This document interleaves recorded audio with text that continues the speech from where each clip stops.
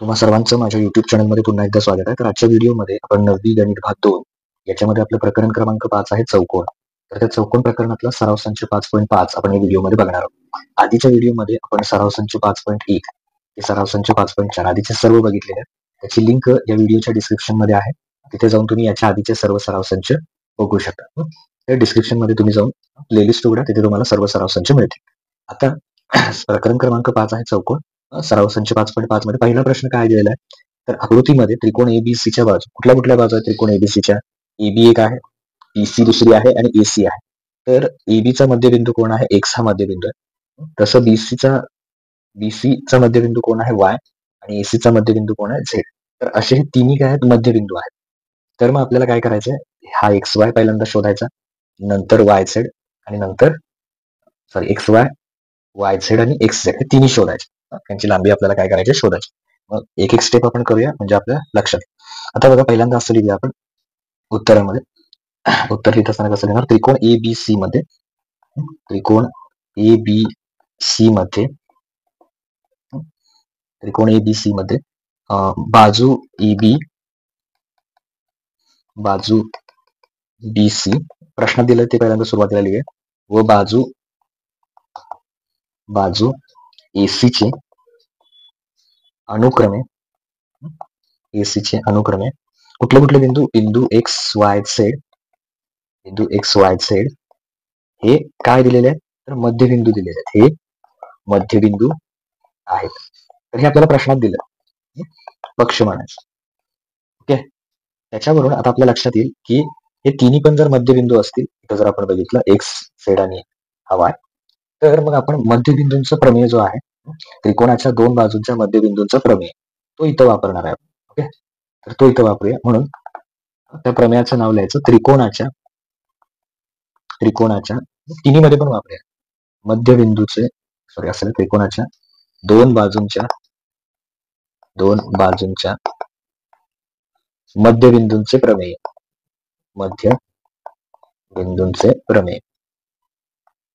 त्रिकोणाच्या दोन बाजूंच्या मध्यबिंदूंचे प्रमेय. तो प्रमेय आपल्याला काय सांगतोय? तर आता पहिलं त्यातलं उदाहरण आपण लक्षात घेऊया, म्हणजे आपल्याला लक्षात येईल. इथे मध्यबिंदू आहे एक्स, इथे मध्यबिंदू आहे झेड. त्यांना जोडणारी ही रेषा, म्हणजे त्रिकोणाच्या दोन बाजूंच्या मध्यबिंदूंना जोडणारी जी रेषा आहे, ती त्याच्या समोरची जी बाजू आहे म्हणजे बीसी, त्याला एकतर समांतर असते आणि त्याच्या निम्मी असते. म्हणजे थोडक्यात हा जो एक्स झेड आपला आहे, तो ह्या बीसीच्या काय असणार आहे? निम्मा असणार. एक्स झेड हा बीसीच्या निम्मा असणार आहे. मग तोच प्रमेय इथं वापरायचा. तिघांमध्ये पण एक एक करत वापरूया आपण. पहिलं त्याच्यावरून पहिल्यामध्ये तर तिथे काय विचारलं पहिल्यांदा आपल्याला? एक्स झेड, एक्स वाय विचारलं, एक्स वाय झेड आणि एक्स झेड. ठीक आहे, त्याच्यामध्ये आपण पहिल्यांदा हा घेतला तरी चालेल, एक्स झेड. तर बघूया एक्स झेड काय असणार आहे? एक्स झेड हा समोरच्या बाजूचा निम्मा, म्हणजे बीसीच्या काय येणार? निम्मा येणार. ओके, एक्स झेड निम्मा येणार बीसीच्या. बीसी किती दिलेलं आपल्याला प्रश्नात? 11. 11च्या निम्म केलं आपण. 11चं निम्म केलं तर किती येणार? 5.5 सेंटीमीटर. Okay, 5.5 centimetre. आता दुसरं बघूया, दुसऱ्या याच्यात कसा वापरता येईल त्याच त्रिकोणामध्ये. तर दुसऱ्या पद्धतीने कसं वापरता येईल तर तेही बघूया. तर इथे बघा, दुसरं शोधताना इकडचा घेऊया आपण. हा जो एक्स वाय आहे, इथं दोन मध्यबिंदूंना जोडणारा रेषा काढणार, तो या एसीच्या काय असणार आहे? निम्मा असणार आहे या प्रमेयानुसार. म्हणजे एक्स वाय कसा येणार? एक्स वाय बरोबर एसी भागिले 2. एसीच्या बरोबर निम्मा असणार. मग एसी किती दिलेला आहे आपल्याला? 9. 9च्या निम्मा करायचा. तर 9च्या निम्मा म्हणजे किती येणार? 4.5 सेंटीमीटर.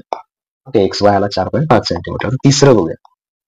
तिसऱ्यामध्ये जर का आपण बघितलं तर याच्यात त्याची आकृती बघूया. इकडचा घेणार आपण. तर वाय झेड हा जो आहे वाय झेड, तर तो वाय झेड या एबीच्या काय असणार आहे? निम्मा असणार. तर वाय झेड बरोबर इथं लिहूया आपण वाय झेड बरोबर एबी छेद 2. ओके, वाय झेड बरोबर एबी छेद 2. एबी किती दिलेला आहे? तर 5 दिलेला आहे. ते इथं लिहूया. 5च्या निम्मा म्हणजे किती येणार? 2.5 सेंटीमीटर. थोडक्यात आपल्याला ज्या सिक्वेन्सनं विचारलं तसं हवं तर लिहूया. एक्स वाय आपल्याला दिलेलं, एक्स वायचं उत्तर आलेलं आहे 4.5 सेंटीमीटर. ओके, त्याच्यानंतर एक्स वाय नंतर विचारलं वाय झेड. वाय झेडचं उत्तर आलेलं आहे 2.5 सेंटीमीटर. आणि शेवटी एक्स झेड जो की आपण पहिल्यांदा दिला, त्यांना काही फरक पडत. 2.5 सेंटीमीटर आणि XZ बरोबर 5.5 सेंटीमीटर. तर अशा प्रकारे तिन्ही उत्तर आपल्याला काय होतील याच्यातून मिळून जातील. तर ही शोधल्यानंतर हे तिन्हीची उत्तरं एकच प्रमेय आहे तिघांमध्ये, त्रिकोणांच्या दोन बाजूंच्या मध्यबिंदूचे प्रमेय. पहिल्यांदा फक्त हे वाक्य लिहायचं, यातलं एखादं आलं तर फक्त एकाच वाक्य लिहा आणि तो प्रमेय एकासाठी वापरा. या उदाहरणामध्ये तिन्हीचंही विचारलेलं आहे. आता पुढचा प्रश्न बघूया. तर आता त्यातला प्रश्न क्रमांक 2 बघूया. प्रश्न क्रमांक 2 मध्ये PQRS हा एक चौकोन आहे आणि MNRL हा एक चौकोन. तर हे दोन्ही आयत आहेत. बिंदू M हा PR चा मध्यबिंदू आहे. तर पहिल्यांदा काय सिद्ध करायचं, SL बरोबर LR आणि LN बरोबर SQ च्या निम्मा म्हणजे 1/2 असं दिलेलं आहे, निम्मा आहे. हे सिद्ध करत असताना आपण सुरुवात कशी करणार उत्तराची, तर याच्यामध्ये जे प्रश्नात आपल्याला दिलेला आहे चौकोन PQRS व चौकोन MNRL हे काय आहेत, आयत आहेत. तर हे पहिल्यांदा लिहायचं, हे आयत आहेत. तर हे आपल्याला प्रश्नात दिलेलं आहे. प्रश्नात दिलं असेल तर काय म्हणणार, पक्ष. आपल्याला ऑलरेडी प्रश्नात दिलेला आहे.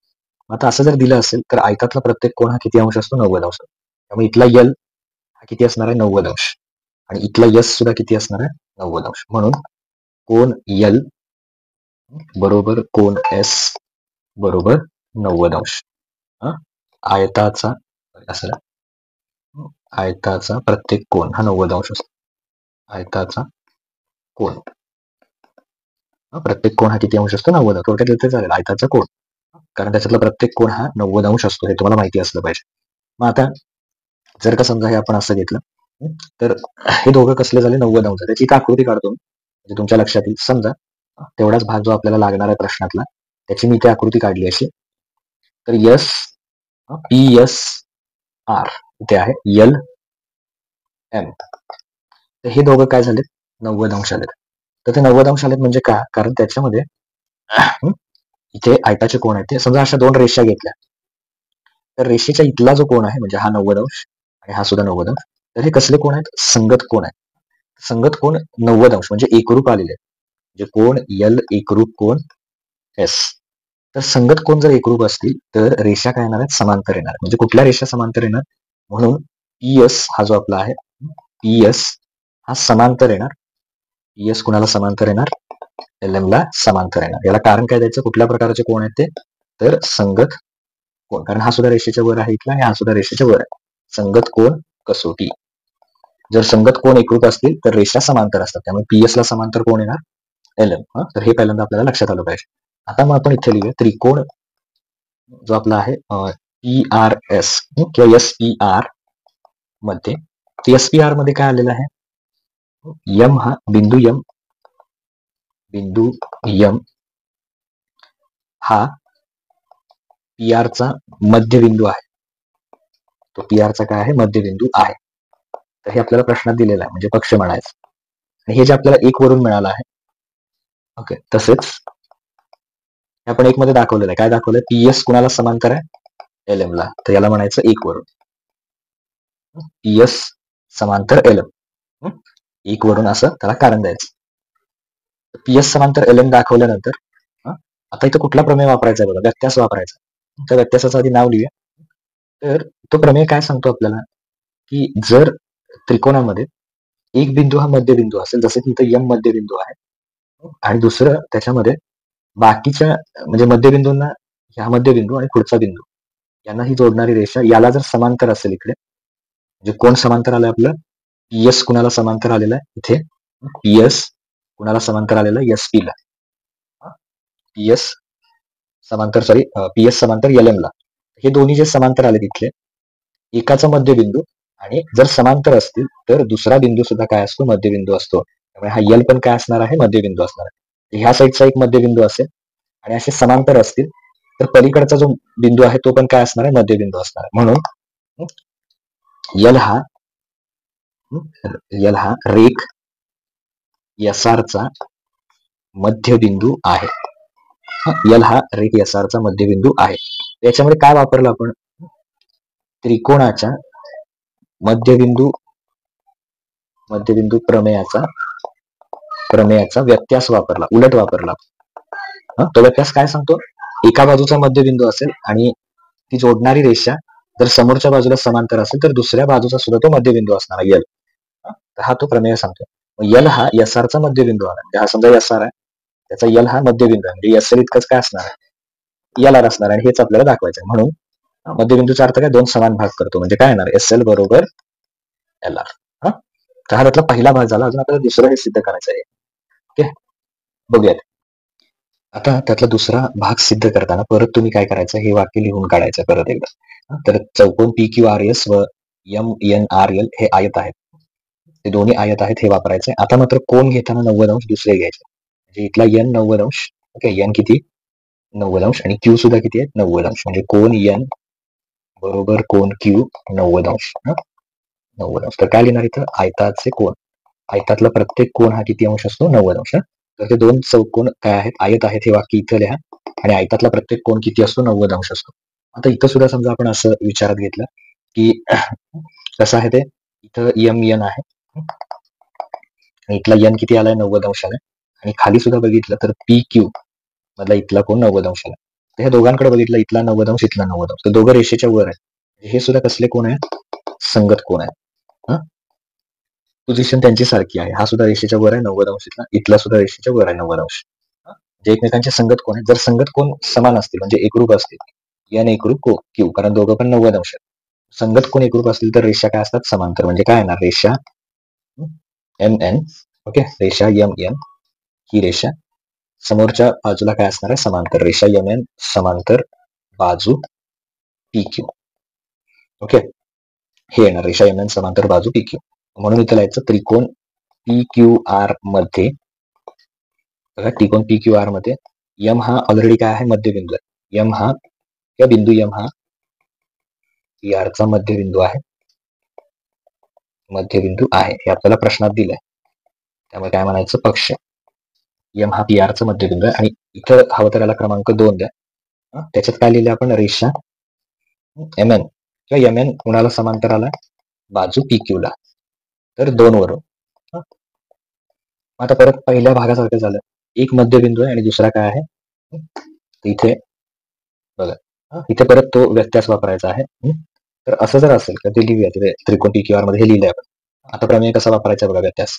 तर यमचा मध्यबिंदू आहे इथल्या, ओके, आणि त्यांना जोडणारी ही रेषा खंड पुढचा बिंदू आहे, आणि तोच एम एन जो आहे जोडलेला, तो पुढच्या पी क्यू ला समांतर आहे, म्हणजे एका बाजूचा मध्यबिंदू आणि एका बाजूला समांतर असेल, तर इकडे एन सुद्धा काय असणार आहे, त्याच्यात मध्यबिंदू असणार आहे. एनचा सुद्धा मध्यबिंदू आहे, म्हणून इथं लिहायचं, म्हणून बिंदू एन हा बिंदू जस्ट बिंदू एन हा बाजू क्यू आर चा मध्यबिंदू आहे. तो काय आहे, क्यू आर चा मध्यबिंदू आहे. तर मग मध्यबिंदू असेल तर त्याला काय कारण लिहिणार आपण, त्रिकोणाच्या, थोडक्यात लिहितोय मी, मध्यबिंदूच्या प्रमेयाचा, तुम्ही पूर्ण याच्यात त्रिकोणाच्या मध्यबिंदूच्या प्रमेयाचा व्यत्यास, मध्यबिंदूच्या प्रमेयाचा व्यत्यास. तर त्या व्यत्यासानुसार बिंदू एन काय येणार आहे, क्यू आर चा मध्यबिंदू येणार. बिंदू एन हा क्यू आर चा मध्यबिंदू आहे. आता तो जर का मध्यबिंदू असेल, म्हणजे त्याचा व्यत्यास आपण इथे वापरला, तर त्याचा आपल्याला पुढे उपयोग होतो. तर आता पुढचा भाग सिद्ध करत असताना आपण त्रिकोण कुठला घेऊया, S Q R. S Q R जो आपला त्रिकोण आहे, तर तो आपण घेऊया. तर त्रिकोण एस क्यू आर मध्ये जर का आपण बघितलं, तर इथे आकृतीमध्ये इथे यल आहे आणि इथे आपला एन आहे. तर यल हा बाजू एस आर चा व एन हा बाजू क्यू आर चा मध्यबिंदू आहे. मध्यबिंदू मध्यबिंदू आहे. मग जर मध्यबिंदू असेल, आपण कुठं दाखवलं हे यल आणि एस आर, तर बघा इथे 4 मध्ये बिंदू एन हा, त्यासाठीच आपण हे दाखवलं, बाजू क्यू आर चा मध्यबिंदू आहे, हे 4 मध्ये दाखवलं, आणि 3 मध्ये आधीच्या भागामध्ये यल हा रेख एस आर चा मध्यबिंदू आहे. तर या दोघांना 3 आणि 4 क्रमांक द्या, दोघेही मध्यबिंदू आहेत ते. यल हा एस आर चा मध्यबिंदू आहे, हे पहिल्या भागामध्ये दाखवलं, दुसऱ्या भागामध्ये एन हा क्यू आर चा मध्यबिंदू आहे. तर हे दोन्ही जर मध्यबिंदू असतील, तर मग आपण काय करणार, तर त्रिकोणाच्या, म्हणून त्रिकोणाच्या दोन बाजूंच्या, तुम्ही पूर्ण शब्दामध्ये लिहा, त्रिकोणाच्या दोन बाजूंच्या मध्यबिंदूंचे प्रमेय. कोणाचा प्रमेय वापरायचा, मध्यबिंदूंचे प्रमेय. त्रिकोणाच्या दोन बाजूंच्या मध्यबिंदूंचे प्रमेय. तो प्रमेय काय सांगतो, जर हे दोन मध्यबिंदू असतील तर त्यांना जोडणारी ही जी रेषा आहे LN, तर ती SQ ला काय असते, समांतर, आणि त्या SQ च्या निम्मी असते. आणि म्हणून काय म्हणायचं, LN बरोबर 1/2 SQ. LN बरोबर 1/2 SQ. तेच आपल्याला काय करायचं त्या प्रश्नामध्ये दाखवायचं होतं. LN बरोबर 1/2 काय होतं, SQ. तर हा दुसरा पार्ट आपला इथे प्रूफ झालेला आहे. ओके, तर तो दाखवला की आपलं लक्ष. पुढचा बघूया प्रश्न. तर आता प्रश्न क्रमांक 3 बघूया. प्रश्न क्रमांक 3 मध्ये त्रिकोण ABC हा एक समभुज त्रिकोण दिलेला आहे आणि त्याच्यामध्ये हे जे 3 बिंदू आहेत FDE ते बाजू AB चे मध्यबिंदू आहेत. म्हणजे AB ला 2 भागामध्ये त्याचे भाग पाडतात. त्याच्यानंतर इथं D हा BC चा काय आहे, दुभाजक आहे, आणि E हा AC चा दुभाजक आहे किंवा मध्यबिंदू आहे. त्याचा 2 भागामध्ये त्याचं विभाजन करतो. तर मग आपल्याला आतला जो त्रिकोण आहे म्हणजे कुठला FD किंवा FED हा आतला त्रिकोण काय दाखवायचा आहे, समभुज त्रिकोण दाखवायचा. मग हा जर समभुज त्रिकोण दाखवायचा असेल तर सुरुवातीला आपण याची सुरुवात कशी करणार उत्तराची, तर सगळ्यात पहिल्यांदा आपण हे लिहूया, त्रिकोण ABC मध्ये, त्रिकोण ABC मध्ये जर का याचा विचार केला आपण, त्रिकोण ABC मध्ये बिंदू कुठले कुठले बिंदू F, दुसरा बिंदू आहे D आणि तिसरा बिंदू आहे E. बिंदू FDE हे तिन्ही सुद्धा बिंदू FDE हे अनुक्रमे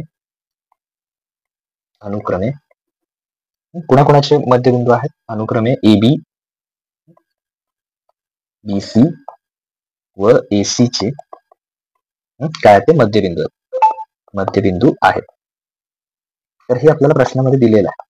जर का प्रश्नामध्ये दिलं असेल तर आपण त्याला काय म्हणणार, पक्ष, जे की प्रश्नामध्ये आपल्याला दिलेलं आहे. मग मध्यबिंदू आहेत असं जर दिलं असेल तर आपण कुठला प्रमेय वापरणार, म्हणून त्रिकोणाच्या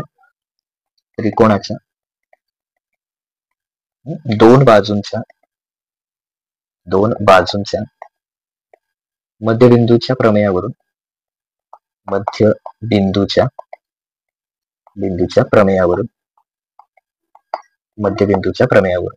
तर तो प्रमेय काय सांगतो, जर त्या जोडणारा मध्यबिंदू जो आहे म्हणजे FE, हे दोन्ही मध्यबिंदूंना जोडणारी रेषा समोरच्या बाजूच्या काय असते, निम्मी असते. म्हणजे FE कुणाच्या निम्मा येणार, BCच्या. म्हणजे असं लिहा, FE हा निम्मा आहे 1/2 BC. परत दुसरं काय येणार त्याच्यावरून, हा एक झाला FE BCच्या निम्मा. त्याच्यानंतर त्यासारखं जर विचार केला आपण तर हा FD जो दिसतोय तो त्याची समोरची बाजू AC च्या काय येणार, निम्मा.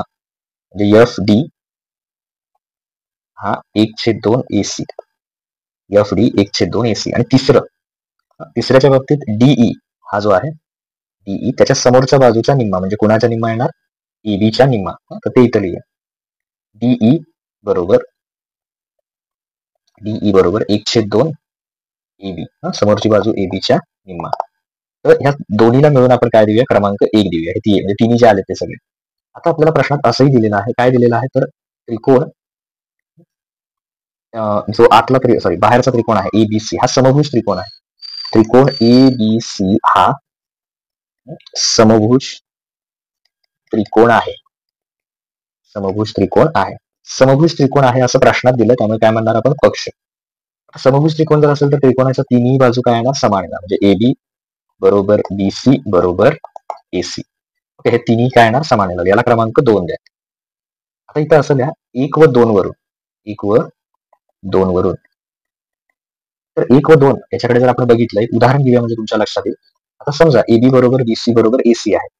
समजा AB BC AC तिघं पण काहीतरी 10 आहे त्यांची किंमत, एक उदाहरण म्हणून घ्या. तर हे तिघही 10 आहेत, तर हे तिघं याच्या तिघांच्या निम्मे आहेत.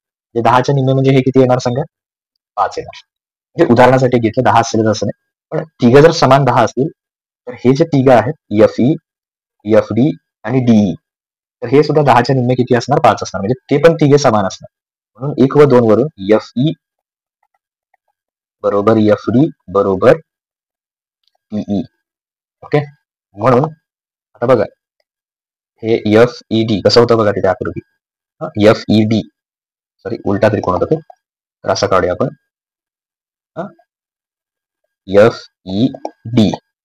तर हे समान आले, FE ला समान FD आणि DE हे तिन्ही बाजू समान आलं, त्यामुळे तो त्रिकोण FDE जो आपल्याला प्रश्नात म्हटलाय, काय दाखवा, FED हा त्रिकोण FDE, तर हा समभुज त्रिकोण आहे. त्याचं नाव कसं लिहिलं, जस्ट मिनिट. त्रिकोण एफ ई डी हा कसला त्रिकोण आहे? समभुज त्रिकोण आहे, कारण त्याच्या तिन्ही बाजू काय आले? समान आले, समभुज त्रिकोण आहे असं लिहायचं त्याच्यात. तर अशा प्रकारे हा प्रश्नाचं उत्तर आपण पूर्ण करायचं. तर इथे झाला आपला तिसरा जो प्रश्न आहे, सोपा होता अत्यंत. आता पुढचा बघूया, चौथा. तर आता प्रश्न क्रमांक 4 बघूया. प्रश्न क्रमांक 4 मध्ये आकृतीमध्ये रेख पीडी, हा जो रेख पीडी आहे तो क्यूआर चा मध्यबिंदू आहे. म्हणजे पीडी काय करतो? क्यूआर ला दोन समान भागामध्ये दुभागतो. क्यूटी वाढवल्यानंतर पी आर क्यूटी हा पुढे जर असा वाढवला तर तो पी आर ला कुठे छेदतो? एम मध्ये छेदतो इथे. ओके, एम या बिंदूमध्ये. तर दाखवा की पीएम छेद पी आर, हे दाखवायचं आपल्याला, पीएम छेद पी आर बरोबर 1/3. तर हे आपल्याला दाखवायचं, याचं गुणोत्तर किती येईल ते त्या ठिकाणी दाखवायचं. आता सुरुवात करताना काय करायचं? तर याच्यामध्ये उत्तराच्या सुरुवातीला आपण असं लिहिूया, त्रिकोण पहिल्यांदा, किंवा असं रचना एक करूया आपण. इथे एक सूचना दिली आपल्याला की हे काढा म्हणून. तर असं लिहूया, रचना बरोबर. तर रचनेमध्ये काय करायचं? डीएन समांतर क्यूएम काढला. डीएन समांतर क्यूएम काय केला आपण? काढला. तर हे रचना आपल्याला लागणार आहे. इथे दाखवलं ते त्या पुस्तकामध्ये आपल्याला करून दिले. कदाचित मुख्य प्रश्नपत्रिकेमध्ये कधीही असं देणार नाही. त्यामुळे उत्तर सोडवण्यासाठी काय करायचं? डीएन समांतर काढायचा. हा जो डीएन आहे इथे काढायचा, डीएन समांतर. कुणाला समांतर असला पाहिजे? तो क्यूएम ला समांतर असला पाहिजे. काढला, आणि जेणेकरून काय असतील? Q dash T dash M, Q T M, म्हणजे क्यू टी आणि एम हे एकाच रेषेवर असले पाहिजे. आणि इकडे पी टी डी ते सुद्धा एकाच रेषेवर आहेत, त्याचा काही प्रॉब्लेम नाही. एवढं रचना केल्यानंतर आता आपण पुढे पहिला जो त्रिकोण आहे हे समजून घ्या आधी. त्रिकोण पी, पहिल्यांदा कुठला घ्यायचा? पीडीएन मध्ये. त्रिकोण पीडीएन मध्ये. तर त्रिकोण पीडीएन मध्ये आपण काय करणार आहे? इथे बघा, डीएन कुणाला समांतर आहे? क्यूएम ला. म्हणजे आपण असं घेऊ शकतो, डीएन कुणाला समांतर आहे? टीएम ला समांतर आहे असं घेऊ शकतो. क्यूएम एवढा मोठा भाग घेण्यापेक्षा लहान भाग घेऊया. ओके, तर काय करणार आपण? असं लिहिणार, म्हणून डीएन समांतर क्यूएमच्या ऐवजी फक्त काय लिहायचं? टीएम लिहायचं. याला एकतर रचना म्हणायचं. रचनेमध्ये आपण असं केलेलं आहे. आणि Q T M, okay, Q T M एकाच रेषेवर आहे, त्यामुळे डीएन ला क्यूएम ला समांतर ऐवजी फक्त काय म्हणायचं? टीएम ला समांतर. एवढ्या छोट्या भागाला पण ती समांतर असणार आहे. आता एका बाजूला समांतर झाली आपल्याला, टीएम समांतर झाली. आता इथे बघा, तर याच्यामध्ये आपण बघितलं, हे रफ करतोय मी. टी हा मध्यबिंदू आहे. टी हा काय आहे? मध्यबिंदू आहे. कोणाचा मध्यबिंदू आहे टी हा? तर पीडीचा मध्यबिंदू आहे. तसेच टी हा पीएमचा, सॉरी पीडीचा मध्यबिंदू आहे. मग आता बघा, इथे एकतर समांतर आहे, टीएम समांतर आहे, आणि दुसरी बाजू मधला हा टी बिंदू काय आहे इथला? तर हा टी बिंदू मध्यबिंदू आहे. ओके, तर तिकडचा एम सुद्धा काय असणार आहे? मध्यबिंदू असणार आहे. ओके, म्हणून कुठला प्रमेय वापरायचा होता? म्हणून त्रिकोणाच्या मध्यबिंदू प्रमेयाच्या व्यत्यासावरून,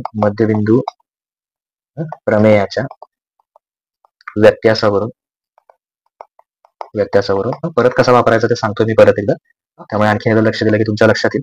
हे बघा, एक बाजू जर एका बाजूला समांतर आहे, पुढच्या बाजूला समांतर आहे, आणि इथे टी हा मध्यबिंदू आहे, तर तिकडे यम सुद्धा काय असणार आहे? मध्यबिंदू. याला म्हणायचं व्यत्यास. तर त्रिकोणाच्या मध्यबिंदू प्रमेयाच्या व्यत्यासानुसार यम हा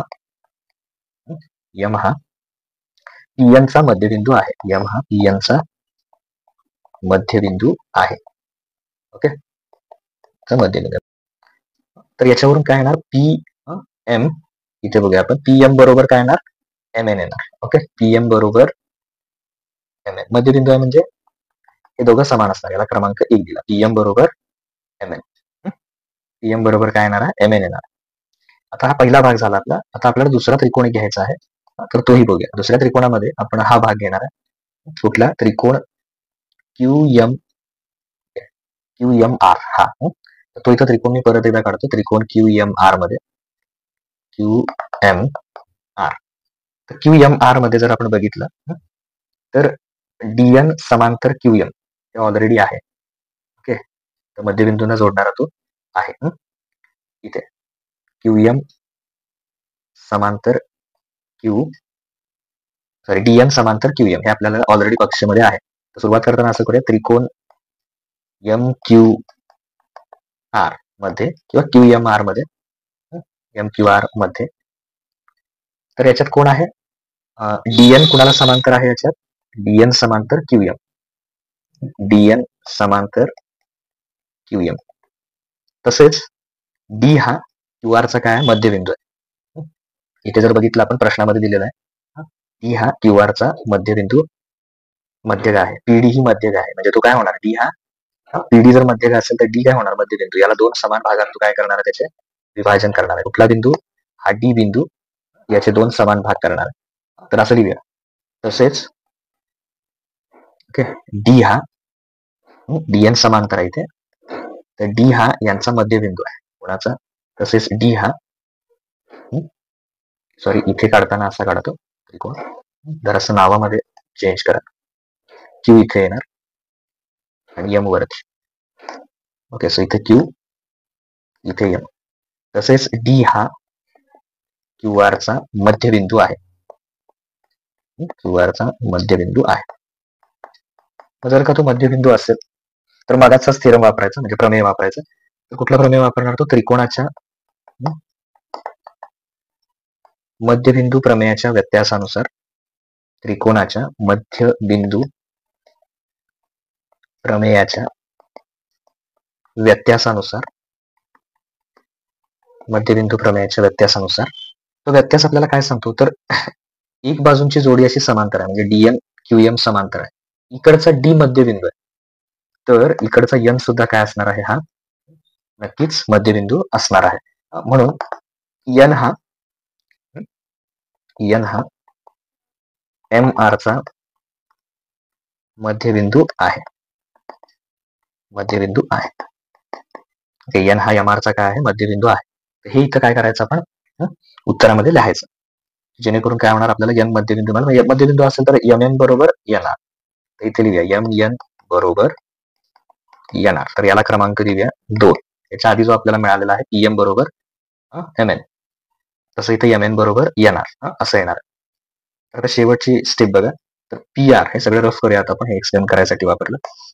तर शेवटच्या याच्यामध्ये PR, टोटल PR जर बघितलं आपण तरी कोणाची बेरीज असणार आहे? PR बरोबर PM अधिक MN अधिक NR. या सगळ्यांची बेरीज असणार आहे. तर असं लिहूया आपण. म्हणून PR बरोबर, पूर्ण PR कसा असणार? PR बरोबर PM अधिक MN अधिक PM अधिक MN अधिक NR अधिक NR.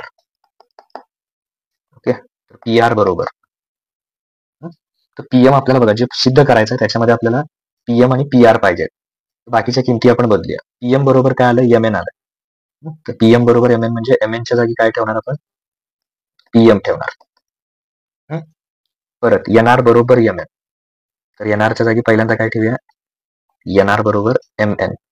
NR ची किंमत ठेवा N, आणि इथं कोण आहे? PM आहे. ओके, NR काढून MN ठेवा, MN काढून PM ठेवा. याला म्हणा 1 व 2 वरून, कारण पहिल्यामध्ये काय होतं? PM बरोबर MN आणि दुसऱ्यामध्ये MN बरोबर NR असं. आता इकडे PR बरोबर PM अधिक PM अधिक, आता MN ची किंमत काय ठेवलेली आपण? 1 मध्ये. MN बरोबर काय? PM. तर इथं पण काय PM, तर त्याला म्हणा 1 वरून. म्हणजे पहिल्यांदा NR ची किंमत MN टाकायची आणि परत MN ची PM टाकायची. तर तिन्ही पण PM आले. PM PM PM असं 3 वेळा. म्हणजे किती होणार? 3 PM बरोबर PR होणार. आता आपल्याला हे दाखवायचं आहे. काय दाखवायचं आहे? PM छेद PR बरोबर 1/3. तर इथं काय करूया आपण? PM आहे तसं घेतलं इकडे, याचा सहगुणक इथे काही नाही म्हणजे 1 असणार आहे. PR ला इकडे आहे ना, तो छेदात येईल, म्हणजे PM छेद PR बरोबर इकडे 1 आहे, काही नाही म्हणजे सहगुणक 1, आणि 3 अंशात आहे तो गुणिलेचा काय होणार? भागिले, म्हणजे 1/3. तर PM बरोबर PR किती येणार आहे? 1/3 येणार आहे. 1 आणि 2 चा केलेला जो उपयोग आहे इथे तो तुमच्या लक्षात आला पाहिजे, जे हे उदाहरण तुम्हाला सोपं वाटेल. ओके, इथे आपला 5.4 जो आहे, सॉरी 5.5 जो आहे तो पूर्ण होतोय. पुढील व्हिडिओमध्ये आपण संकीर्ण प्रश्नसंग्रह आहे तो सुरू करूया. Okay, thank you.